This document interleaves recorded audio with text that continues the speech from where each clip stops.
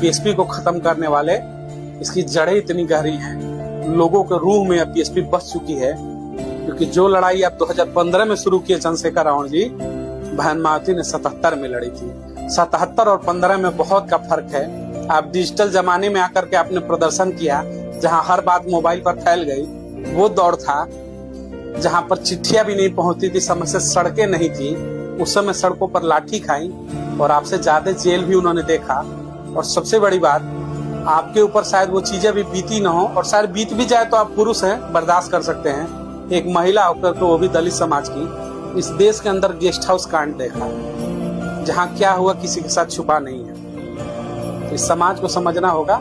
नेता मानिए, आपको जिसको मानना है, चंद्रशेखर रावण को मानिए, बहन मायावती को मानिए, लेकिन ये जो शब्द बोलते हैं कि बीएसपी खत्म हो गई, कभी कमरे में बैठकर एकांत मन से सोचिएगा, आप किस बीएसपी को खत्म कर रहे हैं, जिसने आज आपको बोलने की आजादी दिलाई, जिसने आपको बराबर कुर्सी पर बैठने का हक और हुकूमत दिलाया, जिसने आपको खुलेआम सीना चौड़ा करके वोट देने का अधिकार दिलाया, जिसने बराबरी में बीच समाज के अंदर चट्टी चौराहे पर बोलने का और नीला झंडा नीला गमछा देने का, पहन करके बात करने का जो अधिकार जिस बीएसपी ने दिलाया, आप कहते हैं कि वो बीएसपी खत्म हो गई। एकांत में बैठकर सोचिएगा, बीएसपी खत्म हो गई या फिर आपकी सोच खत्म हो